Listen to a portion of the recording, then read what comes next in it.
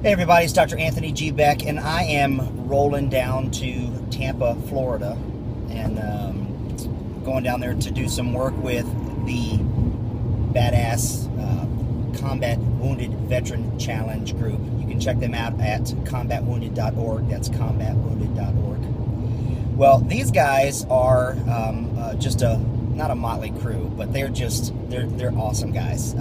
Military veterans, special forces who actually have what I call donated some of their limbs when they were over there fighting for our freedoms and things like that. So what they do is they take these combat wounded veterans and put them in very challenging situations. Like they just got back from South America climbing, and I know I'm going to murder how you say this, Aconcagua or whatever. I understand it to be the second largest peak height on the planet, just next to Mount Everest.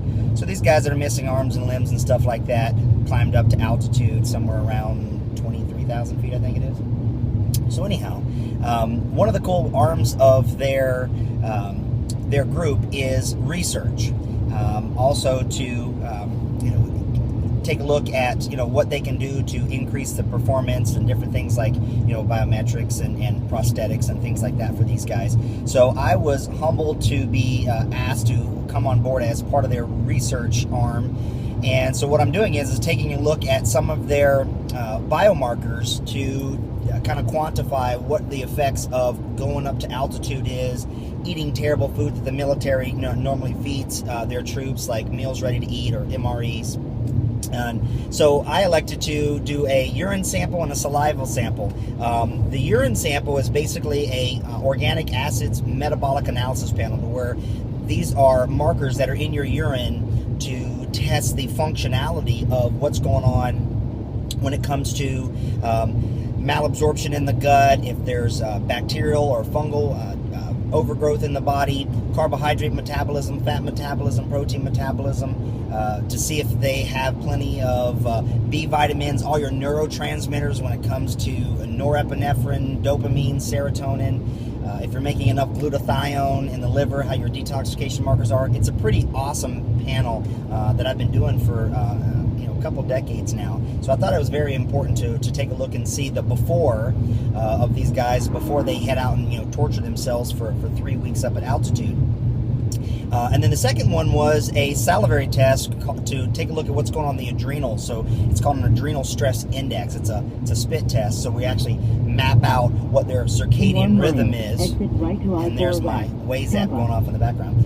And so the thing is that these particular tests help to quantify what their current status is before going up into deployment, and then we're getting ready to retest them now that they're back a little over 3 weeks later.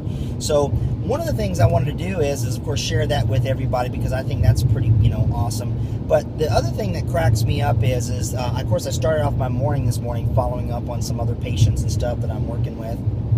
And one of the things that absolutely amazes me, and this would be a great dialogue for our upcoming regular Wednesday evenings, our little fireside chats that either we're going to do a Google Hangout or use some new technology called Zoom, so we can do some video conferencing.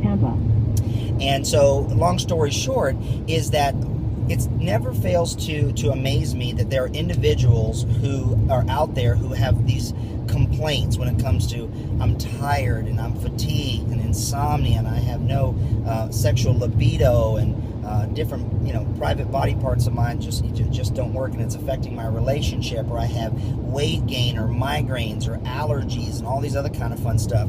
And so I will talk with these particular patients who are possibly taking a look and seeing if they want to work with me as a clinician, help them go through the process to actually resolve those. I'm not into managing those symptoms, but to actually resolve and cure them. All right, but then they're so resistant, and when it comes to taking action, because what they say is that they just aren't sure that they have the wherewithal to do it. The compliance issues of them being able to make dynamic changes in their diet and their lifestyle and how they move their body and what's going to be going on in their home, and they start to focus on all these limitations. They know they've got these complaints and they want to make a difference, but they get so focused on these obstacles that are before them. So as I'm driving down to work with these guys who epitomize waving the bullshit flag and literally stealing away from you any type of excuse that you would have to not do something that's challenging, I think these gentlemen personify that. I mean, they've had arms and limbs blown off. Think of how that affects your mind, your body, your family, how you look at yourself and what you think you can do or not. But one of the things is that they drive through that. They move past it. And not only do they just do that and don't have woe is me, they get into doing obstacle course races. They get on an airplane and they fly down to South America and climb at 20-some thousand feet for 3 weeks, and they eat little packaged ready-to-eat meals.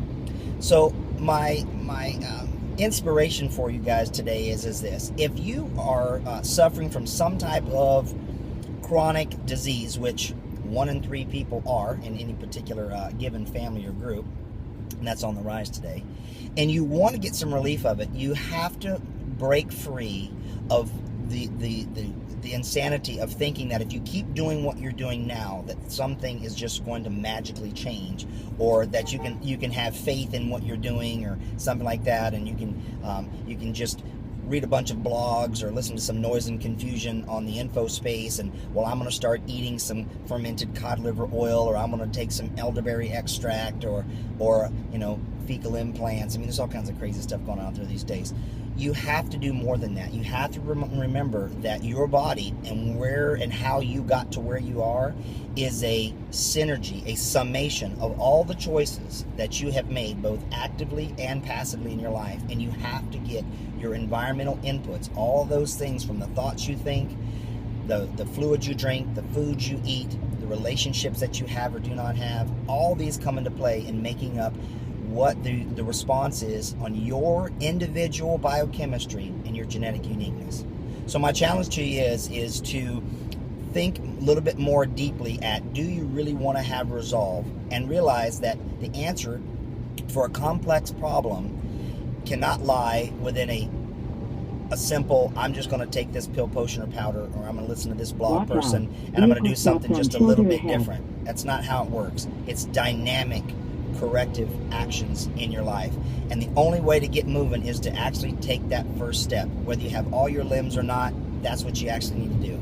So I was thinking about my Balance Nation today, and I was also thinking about these lovely gentlemen who I'm going down to make sure that we collect their urine and saliva correctly and get it off to the lab so we can interpret the data and take that data and present it to Department of Defense and some other fun people that are who have eyes on this particular situation. So look at them as inspiration. If you get a moment, take a look at combatwounded.org, see how badass these guys are, and I'm absolutely humbled to be working with them as one of their medical professionals and doing that. So more to come on that, but until next time, guys, let's live life in balance.